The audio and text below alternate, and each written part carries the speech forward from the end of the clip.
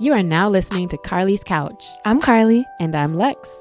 In this podcast, we discuss a wide array of topics about life and how to live your best life. Whatever that looks like for you. Hope y'all enjoy.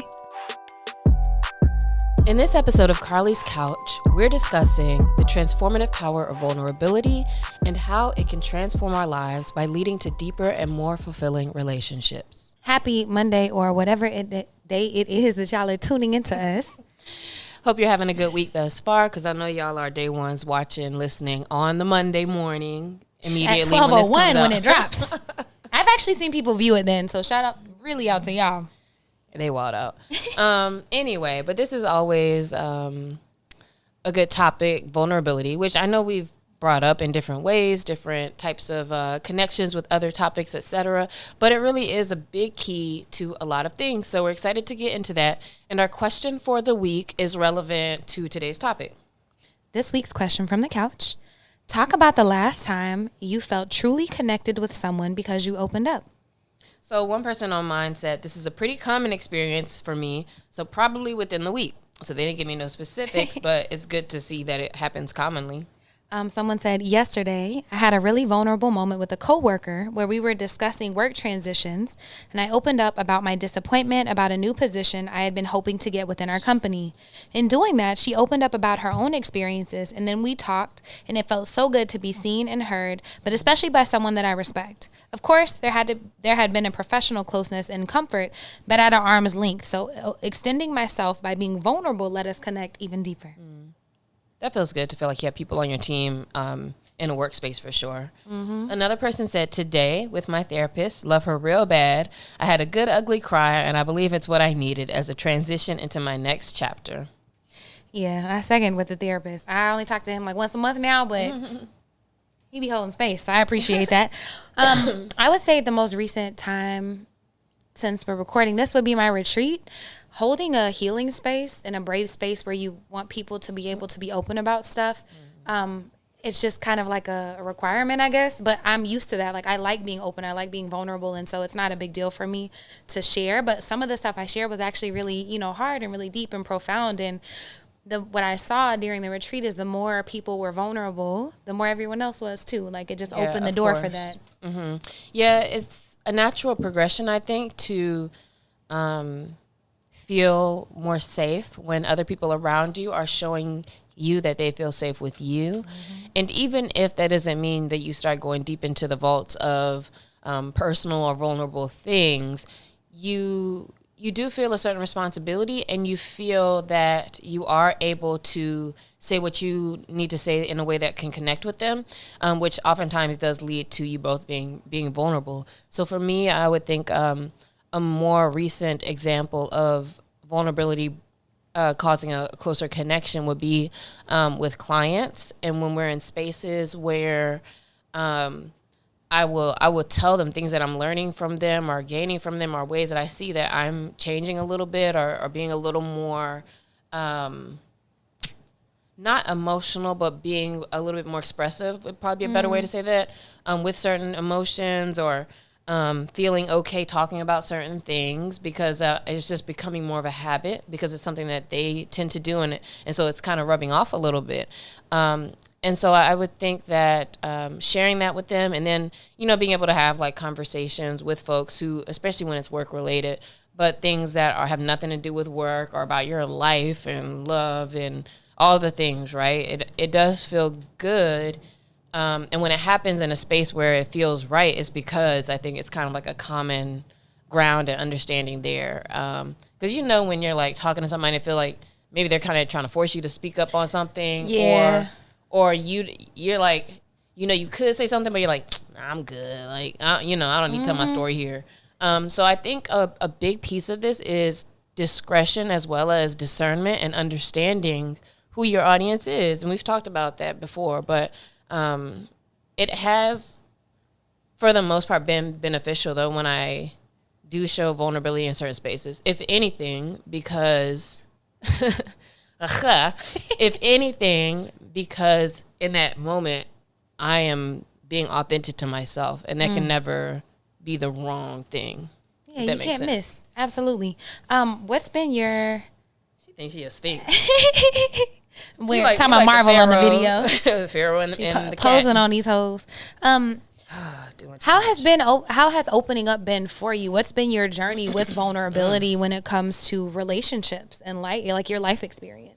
But like I didn't feel like I had a voice because I knew what I was supposed to say, what was right, what was wrong, what was good and bad, what was expected of me. And so I grew up always kind of holding to my chest what I thought about things and or what I liked or cared about or whatever, for fear that it would not be validated. And so I always felt, and I still do, I always felt like I kind of like having stuff that's to myself. And not like it's some like crazy secret, like I got bodies in the basement or anything like that, but more like, I feel more comfortable having some things just to myself.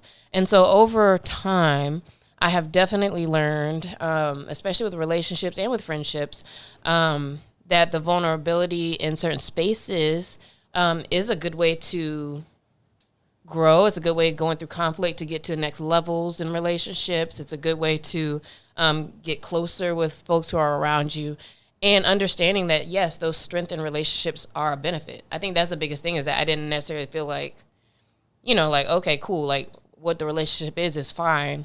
And to actually see like, oh, it can be even more fulfilling is interesting, because I didn't necessarily see that.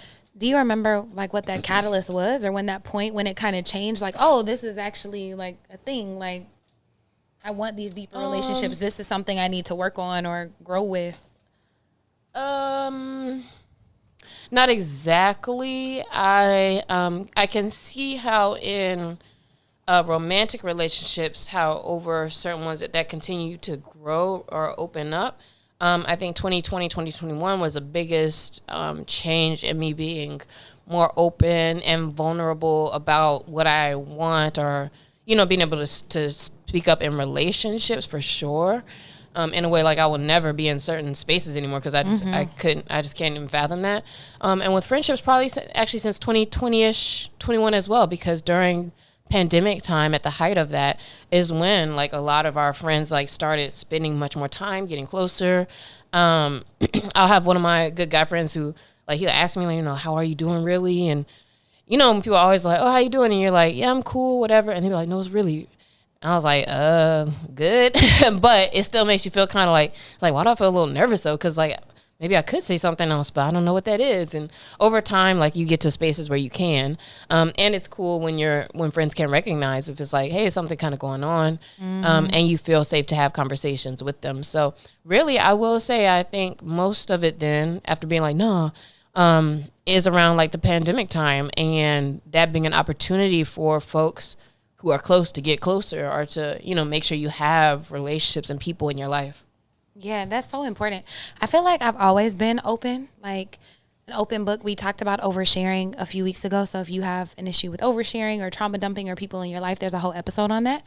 But for me, it was learning to share important things with different audiences, and kind of finding that line of like being vulnerable but not oversharing, or knowing what spaces to share. So that's kind of been my journey, but I've always been open. And I feel like a lot of my friendships, we're friends because of how I am. So it's funny, like my friend Stacey Ann, she calls me real-time expressive, because she says I have a lot of emotions and I like to share a lot and talk about things and be vulnerable. But whenever we first met, she thought that I was kind of fake, because she was like, people aren't this kind and this nice and this vulnerable like in real life.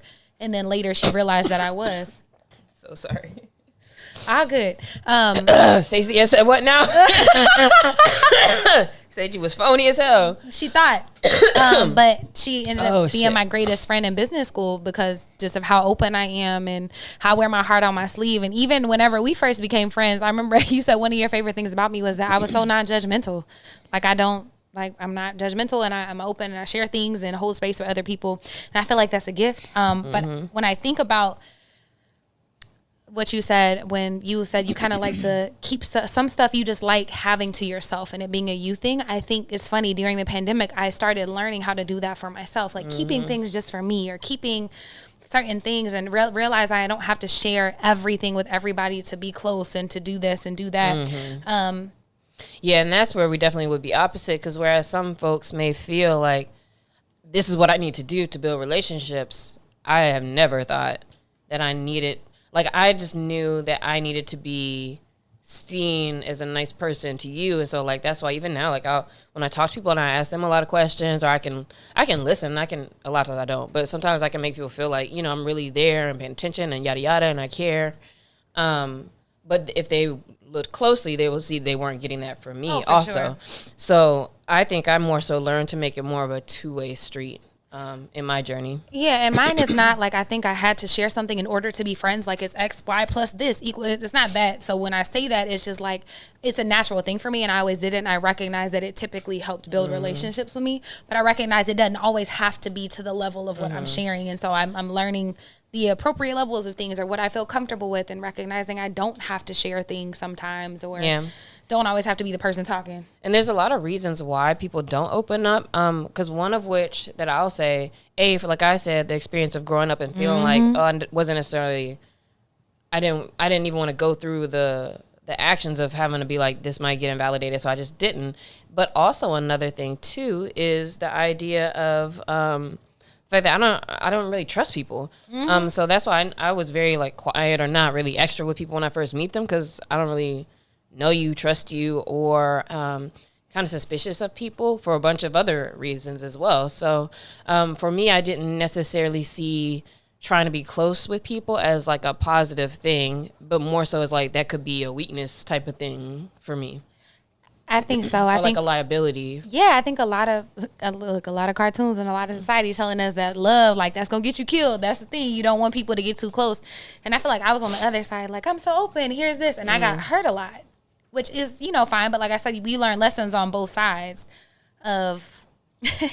You learn lessons on both sides, either not opening up because you don't trust people or being too trusting, and you have to find a balance. I think that shame can also keep people from opening up. Rejection, past traumas, fear of judgment, abandonment. Like you don't want people to leave you. You're scared. Like I think that is what keeps people in their boxes all the time. I think shame is super important, because if you can identify where it's harder for you to be open, that probably is a space where you feel shame. And of course, there's different levels of shame as well, where, yes, you might not want to talk about everything with everybody, of course. And I think that, again, just informs us on what things we actually kind of feel more shameful about, whether you need to feel that shame or not, because sometimes, things are weird. But, it's good to identify that about yourself. And how do those barriers, like if someone might be feeling invalidated or just be fearful, how might that keep us from experiencing more genuine relationships? Oh, man, in so many ways. So if I am not trusting of people and I don't open up, or it takes a long time to open up, one thing in relationships that I experienced a lot would be later, guys would always be like, I didn't think you liked me. In places where maybe I wanted to or was interested in it being more, I held back. And what that showed other people is that I didn't really care. I didn't want to be there or whatever. So I was kind of hindering my own, furthering relationships with people, because they were getting one idea because I was so like to myself. Yeah, your actions were telling them one thing, but they weren't necessarily representative of how you felt. I would think another one is you missed the opportunity just to go deeper with people. So this weekend at the retreat, someone was sharing something, and it was on my heart to share like this life experience that I had about growing up with domestic violence and things. And I just did, because I try to listen to my heart. Like it didn't seem like it necessarily went exactly in that moment in the conversation, but I felt it in my heart. Tell you this. It's funny, but at the moment I shared it, someone else was like, oh my God, me too. I didn't even know that was oh my God, what? And it was like I could see like the fireworks going off in their head, and I'm like, I'm so glad I listened. I would have missed out on that opportunity of connection with her to talk about deeper things, and to be able to share resources with her, even to help her unload a little bit of the stuff she's been carrying around, where she thinks that people are not experiencing the same thing or don't have it, but we literally grew up pretty similar. So being vulnerable helps you to have stronger relationships based on things that you have experienced, your own healings, ways that you could actually be there for each other in a way that maybe you didn't even know before. So now things can mean something different when you check in, or when you talk about a certain thing, or whatever. So it just has more context to your relationships. I think that's good too. Another aspect to all of this too is society and pressures, and I think somehow I applied this to me even as a young woman, but society says that we should be strong and that we're holding ourselves together and all of those things, which can sometimes feel opposite to the message that we're bringing today to say, hey, be more vulnerable with people and about your feelings and your life and expression, et cetera, et cetera. So talk about the balance there and how we can pull from both pieces if we even need to. Yeah, I feel like the U.S. is so individualistic, and we are socialized to be strong, to be independent. You don't need nobody. Even our family systems are close knit. It's not like a big community where we share things. Like even growing up around alcoholism, around abuse, or behind whatever is going on behind closed doors, you don't share it with other people. And so I say I'm open, but when I was a kid, I didn't talk about anything because I wasn't allowed to be vulnerable and share. And I didn't have a therapist. And so I think that this like socialization of being strong like keeps us from building that community, which is really the thing that sustains us. Now, I'm not saying go run around town and tell everybody your business, because that's probably not the thing. But if there are people in your family, people in your friend group, people that you have relationships with who are trusted people, there might be other opportunities for them to help you, for them to hold space for you, for them to share resources or help you carry a burden that's not meant to be carried by yourself. Like no man is an island, a peninsula maybe, but thinking about that, like how we're actually all supposed to be more community oriented. And if you look at any Black and brown culture, that is the basis of the culture, is community. Yes. And not being vulnerable could be potentially keeping you isolated in your issues and trouble or trauma, etc. Whereas just like Carlie's saying now and in her story earlier, to be vulnerable and expressive only helps you realize like there's so many of us in similar circumstances or having gone through the same things, which allows us to move through those things with a little bit less weight on our shoulder, maybe a little bit less shame. You never know. Brene Brown is I don't know what to call her actually. Speaker, author. Vulnerability expert. She's a researcher. She has a popular TED Talk called The Power of Vulnerability, and she has a book called Daring Greatly. And one of the things she does is explore how vulnerability is the key to courage and a fulfilling life. She also discusses the role of shame in preventing vulnerability and how overcoming shame is crucial for self-acceptance and living wholeheartedly.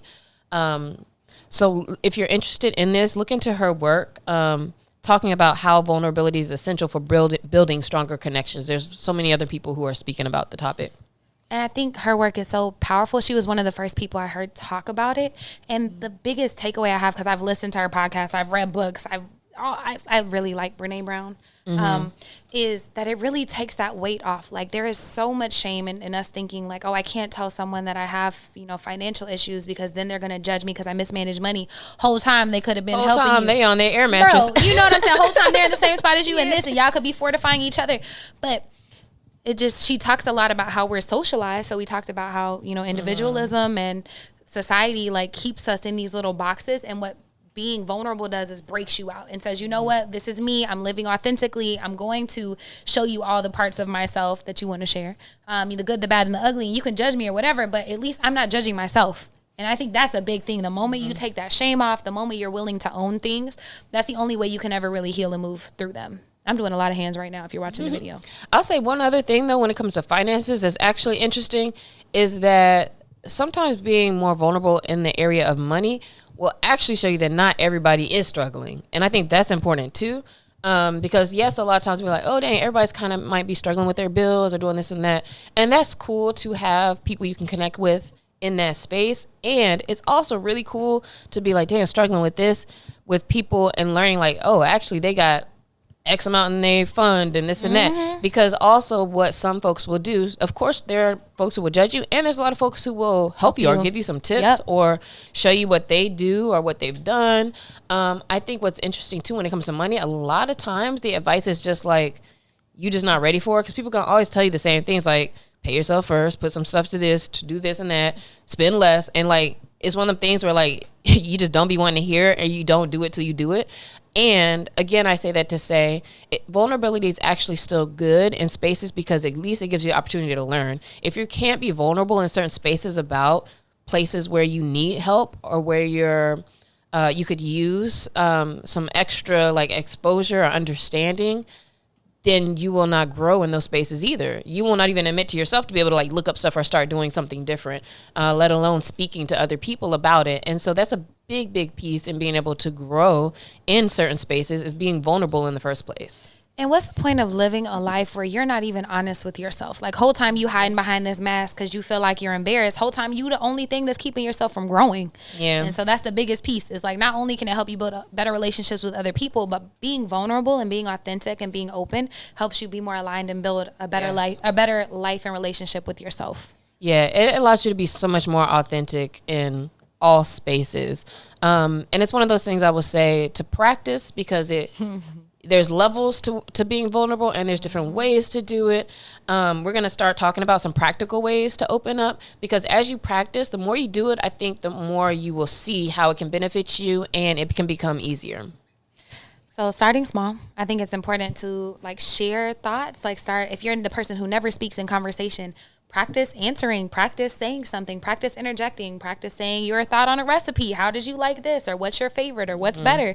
And then notice how you feel. Notice how people respond, just being really present in that whole moment. Like, I would challenge you, anytime you first feel super nervous and it's seemingly something small, just say it. Like, obviously don't talk over people. This is with Coop. Nervous. Well, yeah, you can even start a conversation like, oh, I don't usually speak in big groups. I'm a little bit nervous. And that dispels it, because everybody's like, oh, I felt that before. Like, most of the time, I do that most of the time when I'm talking. Or they want to help and be like, okay, let's pay attention to you. Yeah, we got you. So you feel you good. You can do it. Like, it's cool. Yeah. So I think that's important, just starting small and then celebrating those small wins. That's a good one. Also, continue to practice active listening. Encourage openness from others as you speak to them, by you asking the right questions and by acknowledging when somebody does say something deep. So important. And it might be quote unquote little to you, but you might be the only person to tell them that wasn't okay, that is a big deal. You might be the only person to validate them. Maybe you're the only person that they told, and that's so important. The next one I would say is to reframe vulnerability. It's not weakness. Vulnerability is strength. Love is strength. The ability to be in spaces and be open and share things where you might get hurt, share things that you might be embarrassed about or have a little bit of shame. That's how you start to break free from them. Otherwise, they will weigh you down your whole life. So practice looking at this as a skill and a superpower. And then, of course, it's important to choose like the moments and with whom that you open up to. Ways that I feel like you can tell when that's right is just what is the history that you all have? Have you been able to have any other conversations with them like that before? Is this somebody that you know you do want in your life for, you know, with a particular closeness? Because a lot of times I could look back to certain friends and be like, oh, I never talked to them like that. But that's somebody that is important to me. So maybe I could try like saying a little something to them. And also seeing like, how do they talk to you about also other people, and like, you know, what are the examples and how they speak to you that make you feel like they are a safe person to talk to? Or is there any other things to like look for in a person, or anything coming up that would let you know that, okay, I can feel safe with this person? And if they tell you to, you know, one of the things I really like, and I think in a relationship too, is to kind of actually talk about like, whether I'll do it, like I'll say, you know, I'm so glad that you're a safe person, which gives them a space to be like, yes, you can, you know, I want you to know, like, you can always see me as being safe. Like, I actually like to hear that being said, because I feel that it doesn't leave anything for like misinterpretation. Yeah, or just, you know, just be out there. So with certain folks too, I think it's cool to actually just like let them know, like, this is a safe space for you to talk, or for you to kind of get that from somebody else. I love letting people know. I love thinking about the people in your life. I would also say the things that we said earlier. So if they're actively listening to you, if they're looking in your eyes, if they're mirroring back, if they're asking questions, because then you know they want to go deeper. If they're on their phone, if they're distracted, if they're not doing that, then it's probably not the best time to open up, because you don't want to get hurt. I'll also say, like, intuitively, like how I mentioned in the whenever I was talking to the lady and shared some stuff that I was like, this is interesting, but I ended up sharing and we had a great connection. Like, listening to yourself and knowing you're not always going to get it right, but you can't ever get it wrong being yourself and sharing. Yes. And outside of that, journaling is always good. Therapy is always good. Sometimes just getting things out in a way that maybe you can revisit it, or have a professional reframe things for you so that you're thinking about things in a different perspective. Huge. Yeah, for sure. Super huge. Because really your therapist is can probably and is the best example of somebody who is there for you when you're talking and able to listen and direct things the way that, it'd be cool if all of our friends could, did do those things in that way. So this week, we want to encourage you to try some of these techniques, try to be a little bit more vulnerable. Think about the relationships where you are the most vulnerable and tell them thank you, or think about what might be needed in those relationships, and in other relationships where it may be something to work on. Think about how you can and what you can do to continue to practice building those deeper relationships. And hit us at Carlie's Couch and let us know how it goes. Peace out. Bye, y'all.